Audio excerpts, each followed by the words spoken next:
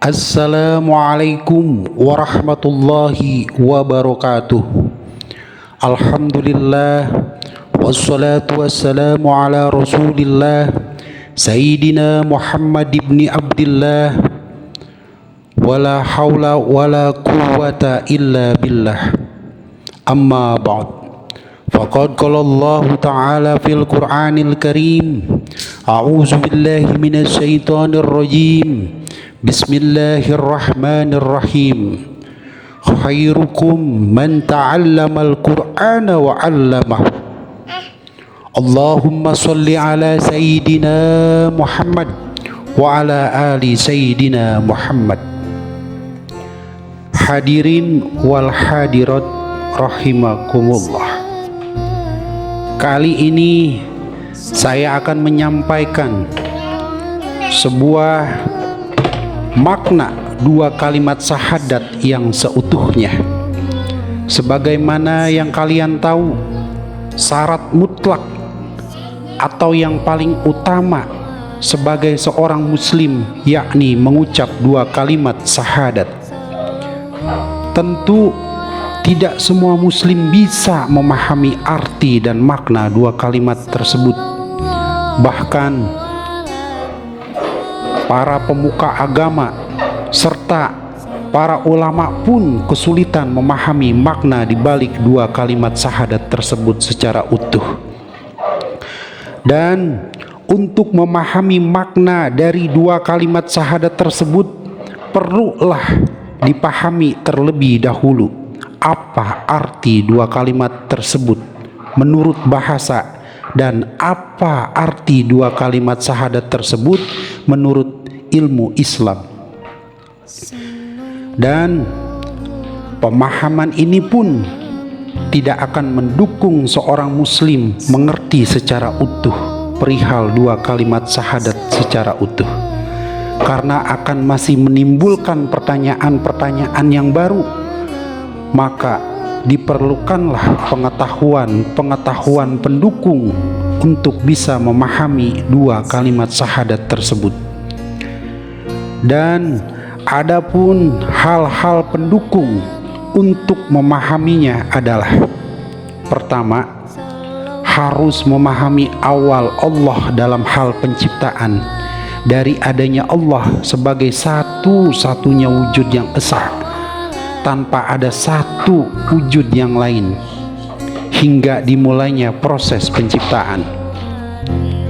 Dan yang kedua, harus juga memahami perihal penciptaan manusia saat dilahirkan. Jadi ketika seorang ulama mentafsirkan suatu ayat atau hadis, tidak serta-merta cukup dengan membaca ayat atau hadis tersebut saja, sebab secara pentafsiran seperti inilah yang akan menyimpang dari pesan apa yang akan disampaikan oleh ayat dan hadis tersebut. Kembali kepada dua kalimat syahadat yang berbunyi asyhadu an la ilaha illallah wa ashhadu anna Muhammadur Rasulullah. Artinya, aku bersaksi bahwa tiada Tuhan melainkan Allah, dan aku bersaksi bahwa Nabi Muhammad adalah utusan Allah. Dari kalimat tersebut, bila dilihat dari bahasanya, bahwa untuk menjadi seorang muslim harus melihat Allah sebagai Tuhan dan melihat kalau Nabi Muhammad adalah utusan Allah.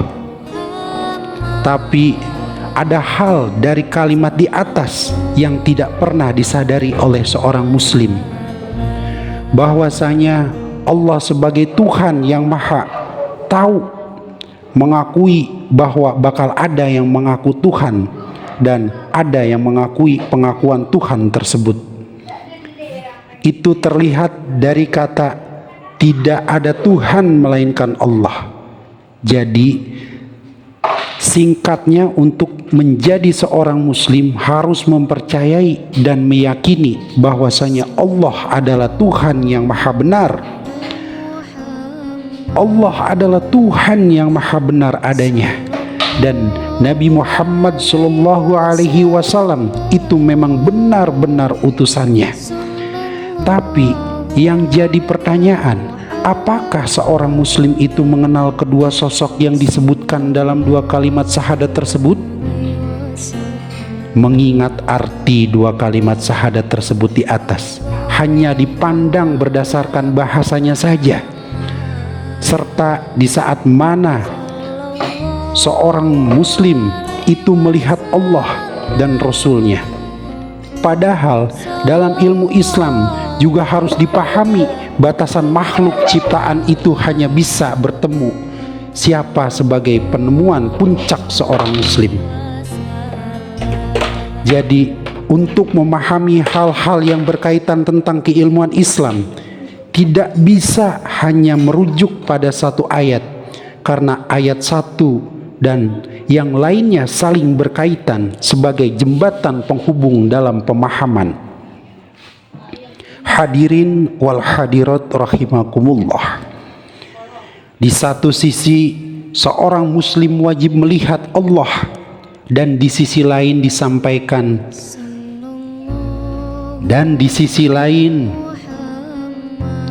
disampaikan muslim tidak akan pernah melihat Allah, karena puncak pertemuan seorang muslim itu hanya sampai pada Rasulullah sebagai utusan Allah. Dan tanpa keilmuan yang cukup, maka mereka di luar sana akan mengatakan bahwa Al-Quran isinya adalah kontradiksi antara ayat yang satu dengan ayat yang lain.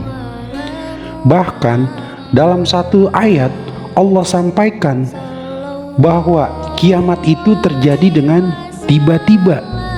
Tapi di sisi lain Nabi Muhammad SAW sebagai utusan Allah menyampaikan, sebelum kiamat terjadi maka akan muncul tanda-tandanya. Sepintas pernyataan Allah tidak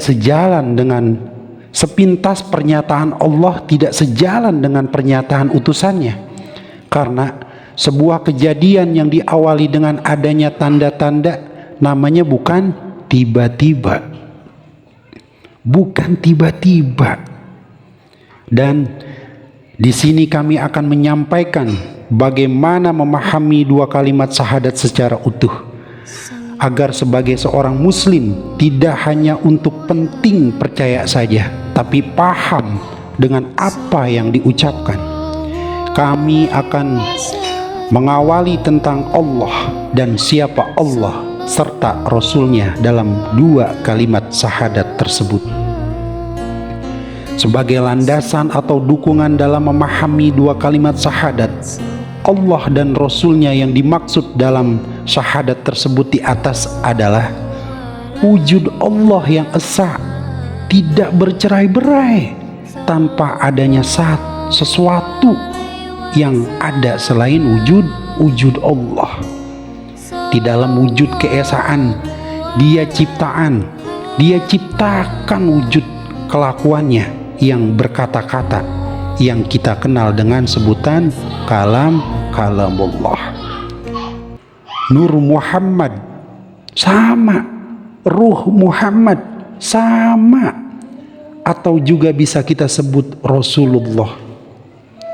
Jadi dalam keesaan Allah ada wujud selain Allah, yaitu Rasulullah. Rasulullah wujud di dalam keesaan Allah. Saat ini sudah ada dua wujud, yakni wujud Allah dan wujud Rasulullah. Kelakuan Rasulullah itu adalah cerminan kelakuan Allah yang tampak atau yang ingin Allah tampakkan. Inilah makna asli yang dimaksud dalam dua kalimat syahadat. Tapi di situ ada terucap bersaksi. Karena hal ini menyangkut kesaksian seorang manusia, maka terlebih dahulu harus memahami proses kelahiran atau penciptaan manusia, yang kurang lebihnya seperti ini. Dari setetes air mani lalu menjadi daging, lalu proses tulang digumpal oleh daging, dan seiring proses tersebut di atas, pada usia gumpalan daging itu berusia sekitar 120 hari, Allah tiupkan ruh ke daging itu. Kemudian sekitar 90 hari sebelum kelahiran, maka Allah tiupkan jiwa atau diri yang batin kepada daging yang sudah perlahan menjadi jabang bayi tersebut. Jadi manusia saat dilahirkan itu terdiri dari jasad, ruh, dan jiwa. Dari bayi jadi balita, anak-anak, remaja, dewasa, lalu menjadi tua, kemudian ruh dicabut kembali kepada Allah. Jasadnya mati, tapi jiwanya masih hidup dan tetap mendampingi jasad dalam kehidupan di alam barzah. Kehidupan di alam barzah dijalani oleh jiwa, sedangkan jasad tetap dalam posisi mati. Inilah umumnya proses perjalanan hidup manusia. Tapi proses tersebut di atas sedikit berbeda dengan proses kelahiran Nabi Muhammad bin Abdullah, di mana proses berbentuk jasad dan jiwa sama seperti proses manusia pada umumnya. Yang membedakan hanya ruhnya saja, di mana yang menjadi ruh Nabi Muhammad itu adalah kalam atau nur atau ruh Muhammad yang pertama kali diciptakan oleh Allah.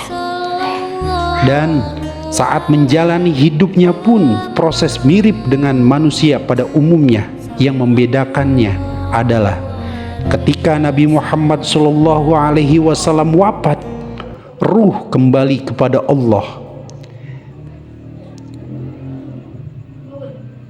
Yang sekali ada di dalam Ka'bah, sesekali keluar, jasadnya mati, tapi jiwanya menghadap Allah di Sidratul Muntaha. Kemudian setelah menghadap Allah, jiwa ini turun dan ditiupkan kembali pada rahim seorang ibu yang sedang hamil, yang bertepatan dengan saat akan datangnya akhir zaman, yang juga sebelumnya sudah ditiupkan ruh kepada janin tersebut, ruh yang sama terhadap jasad Nabi Muhammad dahulu.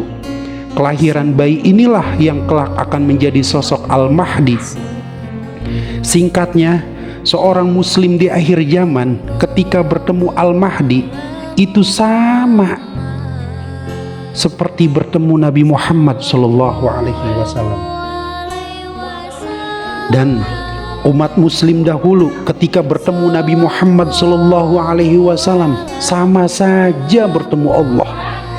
Tapi ingat, Al-Mahdi bukan Nabi Muhammad, dan Nabi Muhammad SAW juga bukan Allah.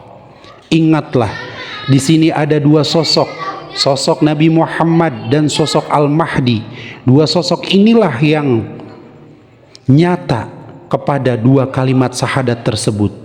Allah nyata kepada Nabi Muhammad SAW sebagai sosok wujud kebesarannya, dan Rasul di sini nyata kepada Al-Mahdi. Dan dua sosok ini akan terlihat bersama saat hari berbangkit. Sementara saat di dunia, kedua sosok ini hidup di waktu dan zaman yang berbeda. Semoga apa yang saya sampaikan menambah wawasan, kepercayaan, dan keyakinan kalian untuk kebenaran menjadi seorang muslim. Amin ya Allah ya Rabbal Alamin. Cukup sekian. Billahi taufiq wal hidayah. Wassalamualaikum warahmatullahi wabarakatuh.